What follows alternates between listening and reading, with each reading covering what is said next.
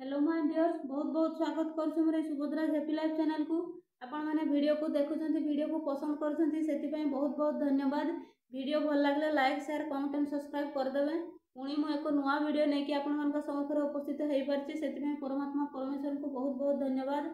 आसंतु आज मु एको नुवा टॉपिक नै कि आपण मानका पई आसीछि, जोटा कि हमर समस्तनको पई बहुत प्रयोज्य बा नितांत आवश्यक अटे। तो आसंतु आज जानिबा से टॉपिक कौन।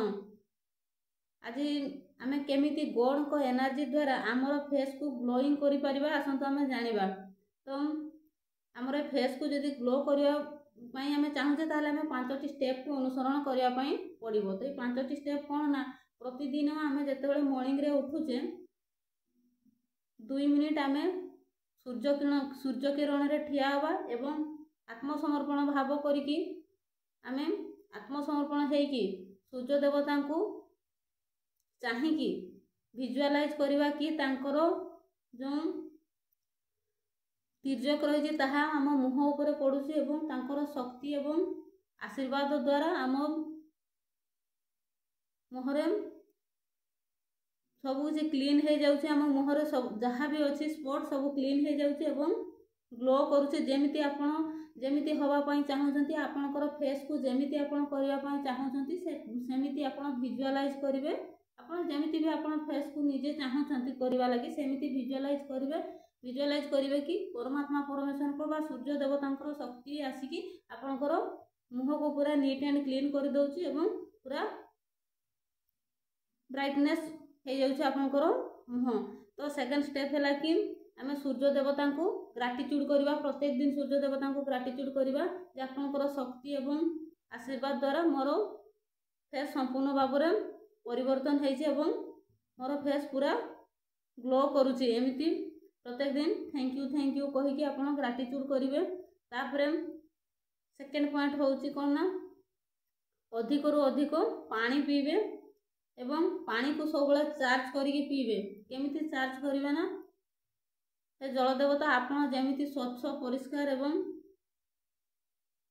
प्योर सेमिति मो फेस रे मध्य सेमिति उज्जवलता आसु एवं सेमिति प्योर हो। एमिति चार्ज करिकी जेतेबेले भी आपण पानी पीबे सेतेबेले ही चार्ज करिकी पानी पीबे। एवं जो क्रीम यूज करूछंती आपण, थर्ड स्टेप हैला जो क्रीम को आपण यूज करूछंती सेही क्रीम को 30 मिनिट्स पर्यंत सूर्य किरण रे रखिबे एवं से क्रीम को आपण हील करिवे। जे आपण ताको वाइब्रेशन देबे जे परमात्मा परमेश्वर बा सूर्य देवतांकर शक्ति ए क्रीम मध्य रे आपण सूर्य देवतांकर शक्ति को कनेक्ट करिवे क्रीम सहित एवं मने मने विजुअलाइज करिवे कि ए क्रीम द्वारा मो मुह पूरा ग्लो करूछि एवं जहाँ भी स्पॉट अछि मोर सब क्लीन हो जाउछि।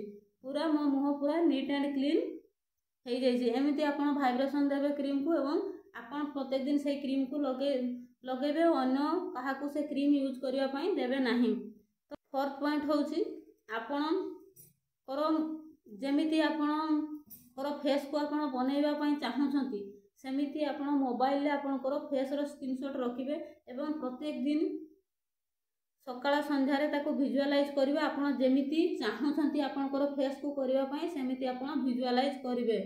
फिफ्थ पॉइंट रे हैला कोन ना, राति रे जेतेबेले आपण सोइबा पई जाउछंती सेतेबेले परमात्मा परमेश्वर को बा भगवान को स्मरण करिवे कि मते कांति कला दियंतु।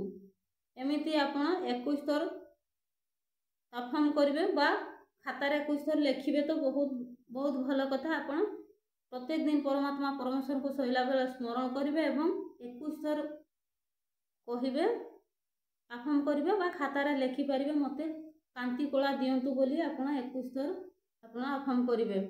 एवं नेक्स्ट पॉइंट हैला आपण जहा परी होबा पई चाहउछंती, जो हीरोइन को परी बा जो से सीता ठाकुराणी को परी हो कि माता लक्ष्मी ठाकुराणी को परी हो, जहाँ भी आपण जहाँ को परी होबा पई चाहउछंती तांकरी फोटो आपनकर जेतेबेले आपण सब बेले ताको नजर रे रखि परिबे, सब बेले देखि परिबे, सेही भलिया प्लेस रे सेही फोटो को रखिबे एवं जेते संभव ताको सब बेले देखुथिबे।